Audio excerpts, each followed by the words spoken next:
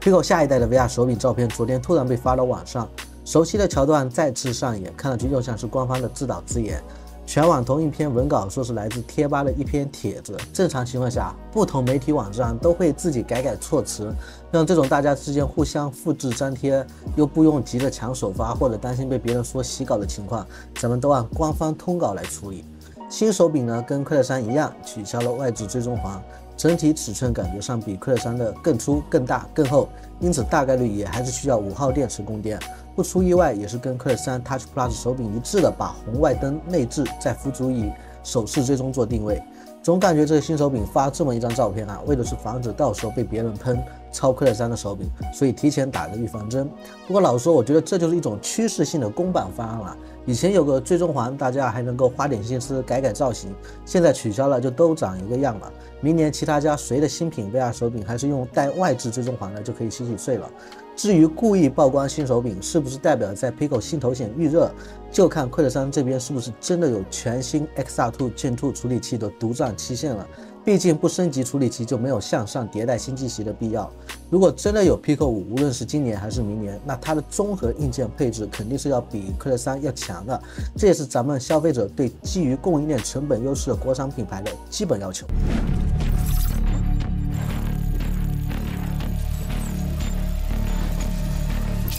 VR 是虚拟的，但体验是真实的。大家好，欢迎来到本期的 VR 速递，我是老朋友翟老师。咱们接着来看一款 VR 跑酷动作射击游戏，来自 Joyway 团队为暴走街区推出的续作《暴走街区命运》。原本这只是一个 DLC， 但是开发团队发现新内容需要对游戏引擎和其他技术方面进行重大的修改，所以现在直接成了主线故事时长5到8小时的独立游戏作品。VR 玩家将在狙击手和无人机的监视下，探索城市楼宇间的各个地点，以闪电般的速度攀爬建筑物、跳过窗户、滑下电缆，有着跟 Bone Lab 非常相似的近距离战术射击的快感，甚至包括拾取弹药以及跟物品的物理性互动，也是有着非常接近的效果。游戏的故事背景设定是主角作为特种兵被卷入了黑帮争斗和家族企业的恩怨中，所以游戏里比起第一部还会增加一点小解谜。VR 玩家需要利用间谍工具和黑客技能智取暴徒和偷盗企业秘密。我觉得最直观的提升当然还是游戏画质。开发团队宣称他们这一次在 VR 一体机上展现了高级别的图形物理和交互性，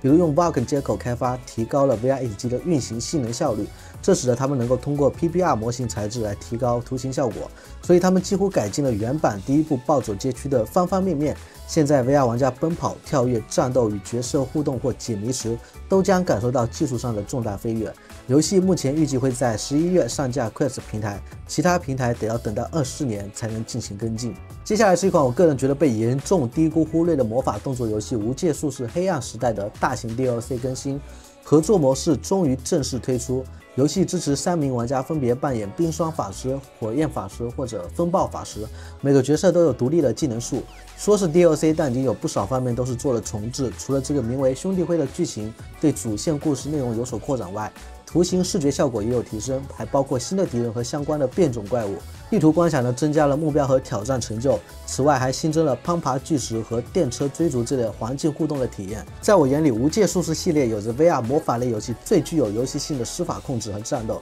大家没玩过的强烈推荐你们试一下。这次的大更新将于10月19日免费提供给现在所有平台已经购买游戏的玩家。火爆多年的益智问答手游 Trivia Collect 在 Cut2 App Lab 商店上架了 VR 版本。VR 版里，玩家可以打造自己的虚拟游戏乐园，所有 VR 玩家都可以在这里与其他人分享自己的知识，一起参加问答比赛和迷你游戏。比赛的时候要以最快的速度回答问题，打败对手拿下最高分，意味着想要获胜不仅需要智慧，也要准确度和速度。每位玩家在问答比赛中所获得的门票和金币，可以用它们兑换特殊的奖品，定制自己的虚拟形象和公园区域。这确实是个不错的 VR 派对游戏题材，我们都在电视里看过贫民窟百万富翁或者央视开心词典那样的电视问答挑战赛，但很少有人真正上场经历过这种现实答题的紧张和刺激。只是这个游戏的卡通画质实在是一般，希望将来有更好图形质量的同类型游戏出现。日本 VR 游戏开发商 Thirdverse 宣布了一款名为《灵魂契约》的战术动作新游戏看这支简短的 PC VR 宣传片，应该是以近战为主。故事发生在近未来的日本，人类和机器正在进行一场残酷的战争。VR 玩家将与主角融为一体，为世界的命运而战。游戏将于2024年推出，预计将登陆 PSVR2、Meta 快2和 PCVR 平台。那在日本的 VR 玩家有机会的话，就可以在本月的东京电玩展上提前试玩体验这款游戏。所以最后要说的就是2023年的东京游戏电玩 VR 展的相关信息。官方前2天发布的正式 PV 预告。这次的虚拟会场的场景设定在了漂浮在空中的游戏岛。此次的 VR 展会主题为世界旅途。